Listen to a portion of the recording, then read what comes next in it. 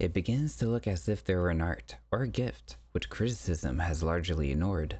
It may even be one of the greatest arts, for it produces works which give us, at first meeting, as much delight, and on prolonged acquaintance, as much wisdom and strength as the works of the greatest poets. It is in some ways more akin to music than poetry, or at least to most poetry. It goes beyond the expression of things we have already felt. It arouses us in sensations we had never had before, never anticipated having, as though we had broken out of our normal mode of consciousness and possessed joys not promised to our birth.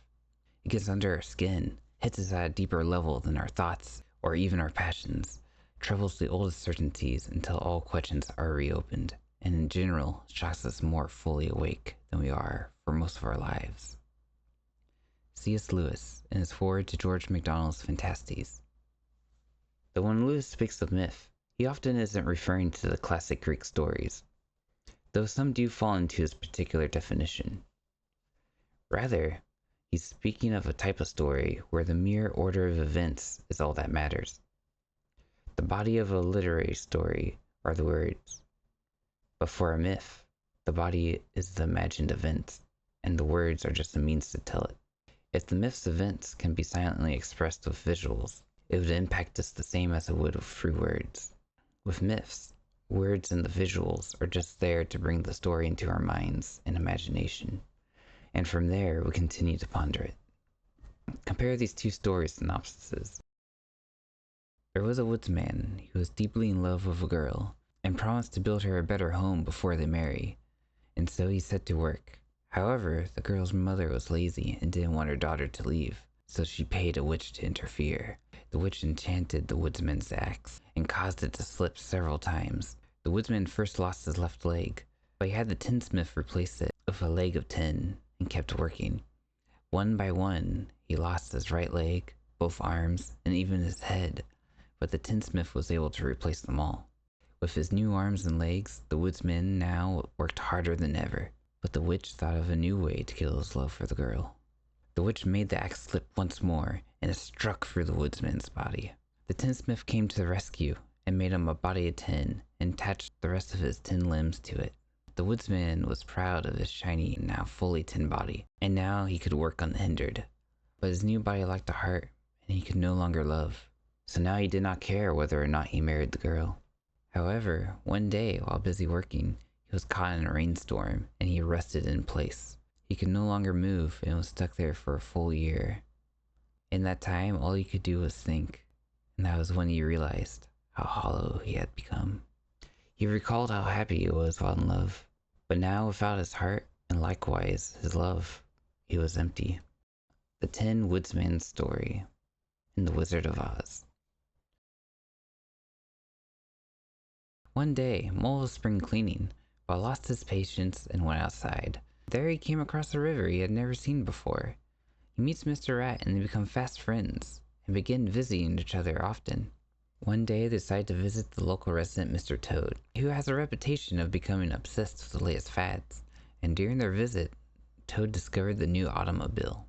Later Mole gets lost in the woods, but is helped by Mr. Rat, and they stay with Mr. Badger.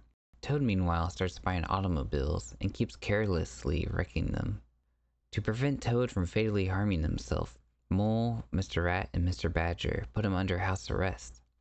But Toad escapes, steals the car, crashes, and gets arrested by the police. Toad finds a way to escape, and in a series of misadventures, he manages to return to the Willows.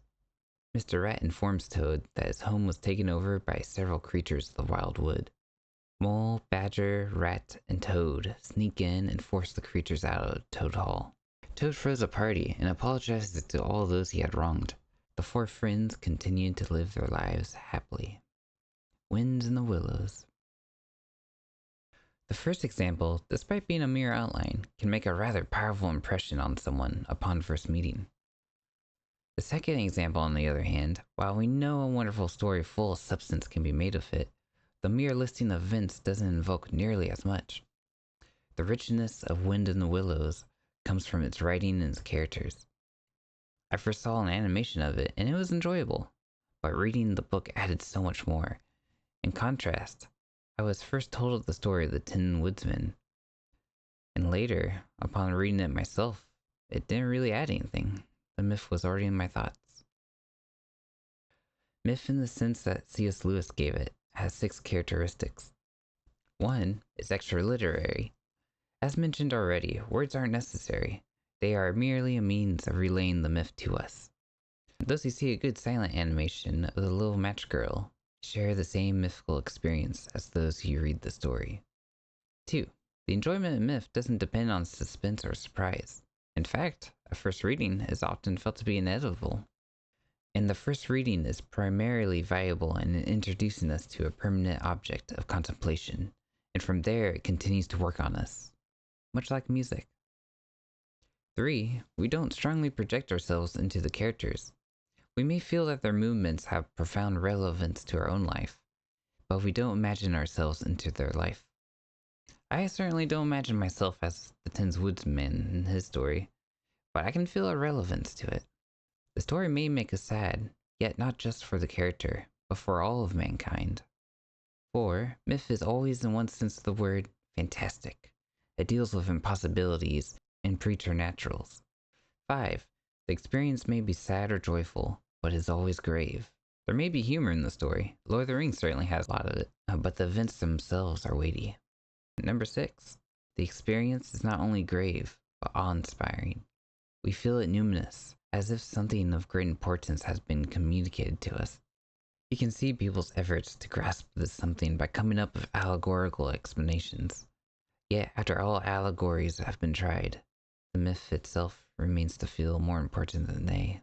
Lewis does say the degree to which any story is a myth depends very largely on the person who hears it or reads it. Much like how one can enjoy Winds in the Willows and read it over and over, while someone else will just read it once and never think of it again.